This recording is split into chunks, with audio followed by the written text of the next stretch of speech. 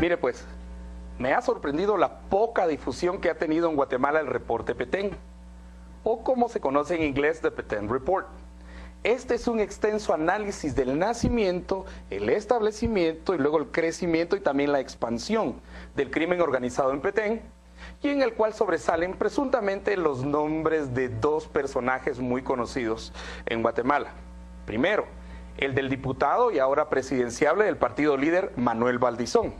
Y segundo, el del también diputado, ahora candidato por la coalición Unegana, Manuel Barquín. El estudio se titula Grupos de Poder en Petén, Territorio, Política y Negocios, y es un extenso recorrido de 208 páginas utilizando una combinación de metodologías que van desde las testimoniales hasta el análisis documental. Este estudio analiza el surgimiento de los presuntos ejes de poder de los clanes Valdizón y Barquín, originalmente desde Petén, pero también se adentra en el alargamiento de las redes más nefastas de corrupción, control político desde el Congreso, y se extiende y extrapola con otras redes dedicadas, por ejemplo, al narcotráfico. Fue aquí, a las 8:45, donde primero se hizo mención de dicho reporte publicado por la organización Inside Crime, con sede en Colombia, y la cual se dedica al estudio del crimen organizado y sus extensas relaciones en México, en Guatemala, en Centroamérica y Colombia.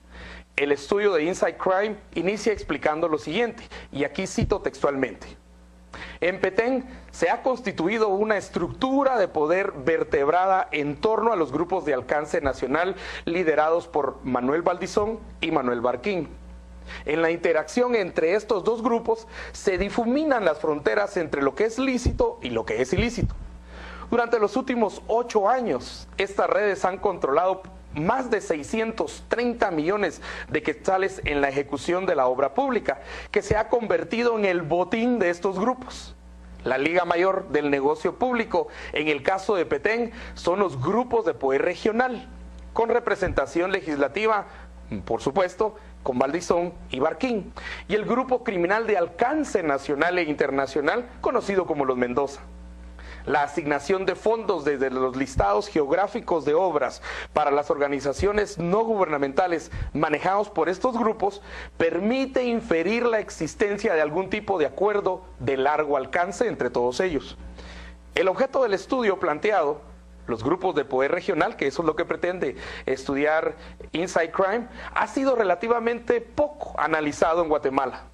Los resultados de la investigación dan, en primer lugar, elementos para la identificación de estos grupos, su caracterización y sus estrategias de acumulación política y económica. En segundo lugar, también da elementos sobre la interacción con grupos criminales y su impacto en el sistema político.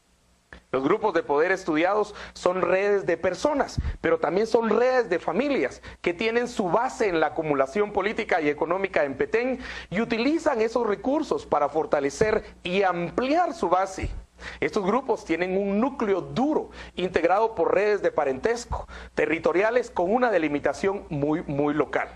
Generalmente no trascienden el municipio y se expanden a partir del establecimiento de vínculos políticos con otros municipios, y entonces establecen vínculos económicos con otros actores locales, y así es como se expanden a nivel nacional. Los dos grupos de poder con alcance nacional que fueron investigados, el clan Valdizón y el clan Barquín, monopolizan la representación distrital en el Congreso, mantienen alianzas e influencias políticas con alcance sobre corporaciones municipales y tienen fuertes nexos con ONGs y empresas. Estos grupos tienen acceso directo al espacio más importante de negociación del presupuesto público, y esto les permite, y miremos qué es lo que les permite hacer. Uno, les permite controlar la relación con el listado geográfico de obras a partir de las ONGs y las municipalidades de Petén, especialmente en cuanto al destino de los recursos.